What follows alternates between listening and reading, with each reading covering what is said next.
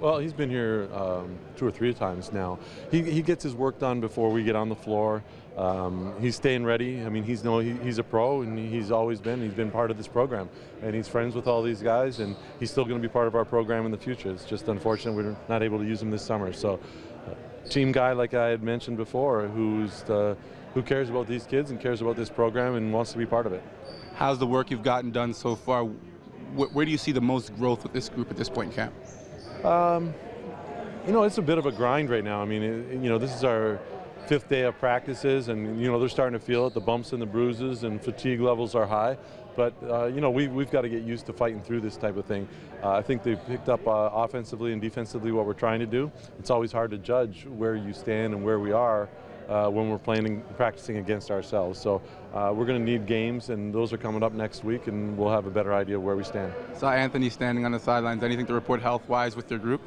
Just you know, basic thing. You know, we look at his schedule, and you know, talking to our sports science people, you know, with what he did at the Pan American Games and the way that we've been practicing here, and he's been arguably our highest energy guy in practice.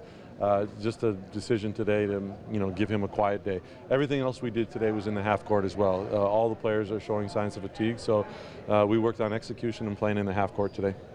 Anthony played a lot of center for you, and you mentioned that before the Pan Am. Could you talk about how he was able to adapt to playing that position? Well, I mean, I don't really try to classify who's a 4 or who's a 5 and who's a center and who's a power forward. Now, we ask our first big down the floor to be the guy who occupies space and looks for something in transition. And with his speed and the way that he runs, he's usually the first guy down the floor. Now, if you want to call that the 4 or the 5, then you know you can give it a number. But I told him not to worry about numbers. Be the first guy down and rebound. You know, rebound the crap out of the ball. Go get it every time that it's available. And you know, that's what will identify him as a player. Then people will, I said, that'll keep you on the floor longer, and that'll let other people see what types of skills that you have, and he's got a lot of basketball skills. Jay's played a lot with Andrew Nicholson, and now you've got a lot of stretch 4 or 5 guys to put with him again. Is that going to keep him in that slot? Yes. Yeah, he'll play that spot. He's got the versatility if he's on the floor with Zachary to maybe step out, but with Kelly Olynyk out there, you know, he's got, you know, good playmaking abilities when he faces the basket. So, you know, I like being able to move those big guys around. I'm not going to define them in one spot or another. As good as things went in the Pan Ams, defensively you probably weren't as good as you would have hoped. But I mean, obviously this is a different group.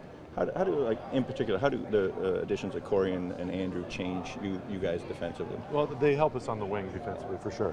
And you know, we weren't pleased with the way we defended at the Pan Ams. I thought, you know, our defense last year on our tour through Europe and even 2 years ago at the Tournament of the Americas was way better than we showed at the Pan Ams. But Corey, being the point guard, is going to set the stage in the backcourt, and that's a big thing. I also think that, you know, having the size and the girth of a guy like Zachary inside, he's a rim protector. He can do that. Kelly's longer, another 7-footer that we can put inside. So, you know, our height and the addition of the athleticism on the wings with Corey and Andrew are going to make us better. You said the other focus is that right now?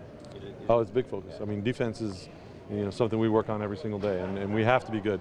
You know, we keep thinking that transition, rebounding, and how we defend the screen and roll are the most important things for us to be successful. You said the other day on the radio that there was still an outside chance that Tristan might suit up depending on when and the kind of contract he signed. Is that still, you know, a sliver of hope? Well, the window on that is closing now just because of the timelines, and our ability, if something did happen, to try to secure insurance would be difficult.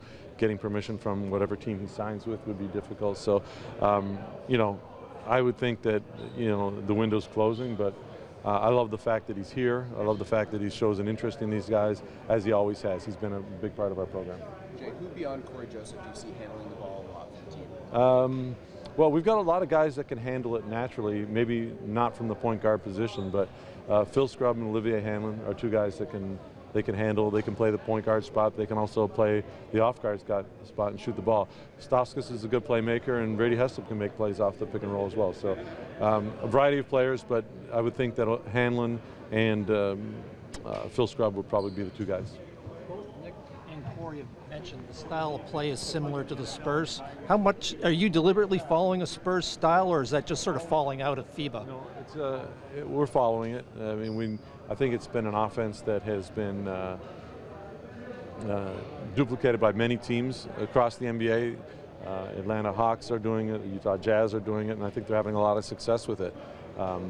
I wanted my point guard to feel comfortable with the sets that he's running, be very familiar with it, so there's a little bit of a strategic reason as to why we're doing it as well. So I want Corey to be as comfortable as possible with everything that we're doing. How much does Corey's ability to play defense change how you'll play in Mexico? Well, our defensive philosophy is going to be the same. The advantage we have is that Corey's been with us for 3 years now and knows and understands our defensive philosophy. It's a little bit different than what the Spurs do, but at the same time, he's been very good at picking it up, and you know, it's about guarding on the ball and containing on the ball, and he's been very good with that.